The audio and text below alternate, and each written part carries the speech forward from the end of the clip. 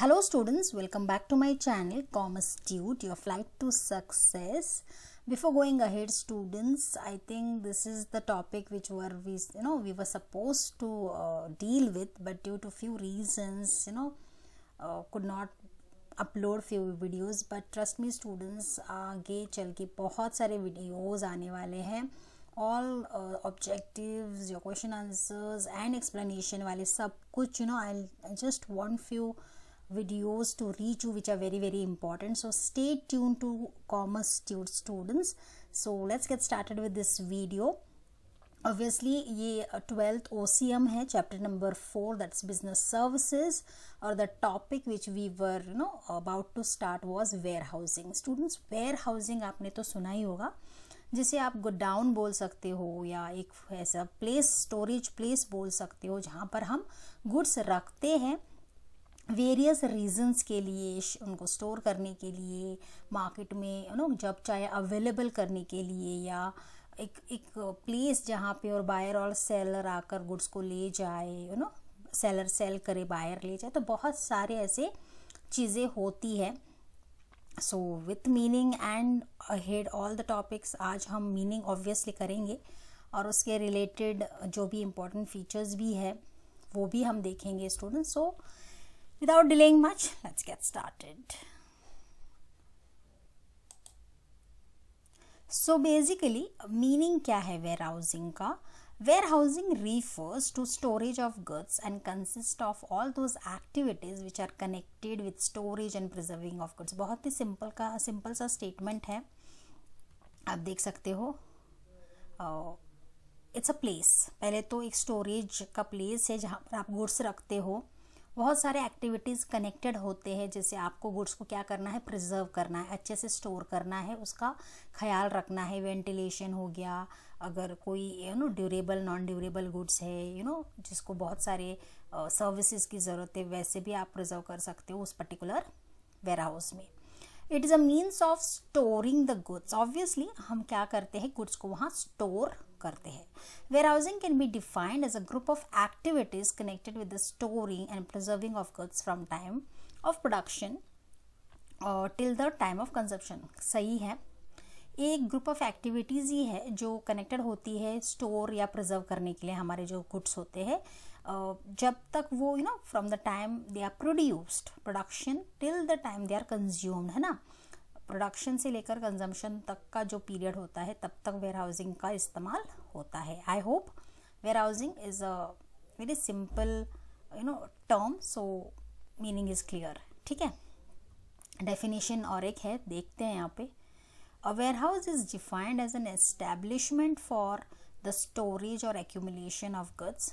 Obviously ये भी similar ही है मीनिंग के साथ. It is nothing but establishment. क्यों एस्टैब्लिश हुआ है? फॉर द स्टोरेज और एक्यूमुलेशन ऑफ गुड्स, मतलब गुड्स को वहाँ पर एक्यूमुलेट करके स्टोर करना as a storage.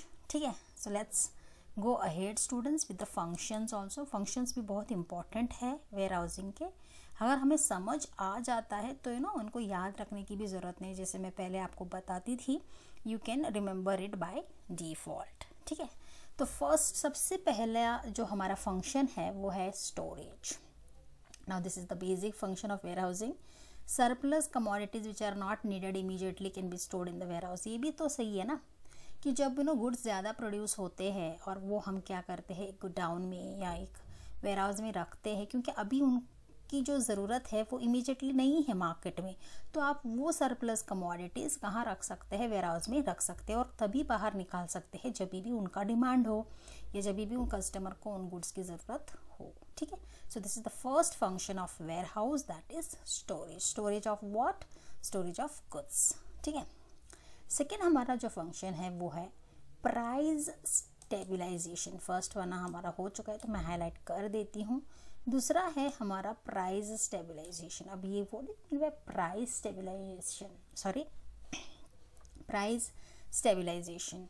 warehouse plays an important role in the process of price stabilization. मतलब प्राइस को स्टेबलाइज करके रखने में वेयर हाउसिंग बहुत ही ज़्यादा यूजफुल है. It is achieved by the creation of time utility by the warehousing. Obviously जब आपको लगता है कि गुड्स अभी हम रख देते हैं, शायद आगे चल के उस पर्टिकुलर गुड्स का प्राइस बढ़ने वाला है, हाँ, ये सोचते हैं ना हम। In warehouses usually large stock of goods is kept, ये मैंने ऑलरेडी आपको बोला है, बहुत सारे स्टॉक ऑफ गुड्स वहाँ पर हम रखते हैं वेयर हाउस में। Whenever there is shortage in the market goods can be immediately supplied through warehouses. सही है ना, कि जब भी कोई भी शॉर्टेज होता है या कम अवेलेबिलिटी ऑफ गुड्स होता है, तब हम सारे गुड्स जहाँ वेयर हाउस में जहाँ स्टोर करते हैं वहाँ पर हम मार्केट में इमीडिएटली सप्लाई कर सकते हैं। वो बहुत मददगार होता है students, which helps in price stabilization. Okay, price stabilization मतलब to avoid the rise in the price due to demand and supply. ऐसा होता है ना कि जब कोई भी प्रोडक्ट मार्केट में कम आ जाता है या सप्लाई कम हो जाता है तो उसका डिमांड बढ़ जाता है, जिसकी वजह से प्राइस भी बढ़ जाता है। तो प्राइस स्टेबलाइज रखने के लिए वेयर हाउस बहुत ही यूजफुल है। That is one of the important functions of warehousing. ठीक है, let's go to the third function children quickly, that is risk bearing. चलिए थर्ड वन भी देख लेते हैं।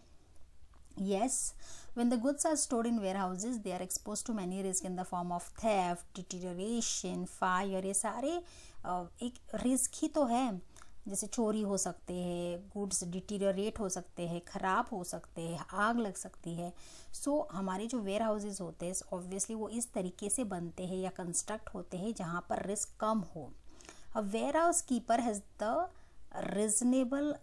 has to take the reasonable care of the goods and safeguard them against various risks। तो एक इंसान को अपॉइंट किया जाता है वहाँ पे, जिसको हम वेयर हाउस कीपर कहते हैं।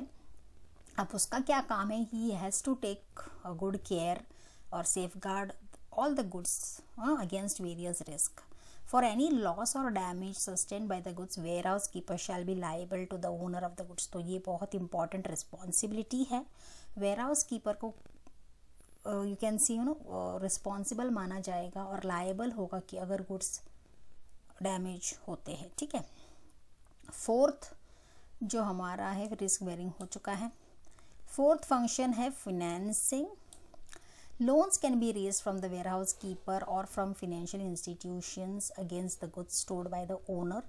ऑब्वियसली आप उसके ऊपर लोन भी ले सकते हो, एक तो वेयर हाउस कीपर से या किसी फिनेंशियल इंस्टीट्यूशन से, जितने भी गुड्स स्टोर होते हैं जो ओनर स्टोर करता है वेयर हाउस में। ठीक है, goods act as a security for the warehouse keeper और फिनेंशियल इंस्टीट्यूशन। तो जो भी गुड्स अवेलेबल होते हैं वेयर हाउस में वो एक सिक्योरिटी की तरह यूज़ होता है आपको लोन देने के लिए, वेयर हाउस कीपर या फिनेंशियल इंस्टीट्यूशन के लिए। In this manner warehousing acts as a source of finance. तो वो एक सोर्स ऑफ फिनेंस भी है स्टूडेंट्स, बिजनेसमैन के लिए।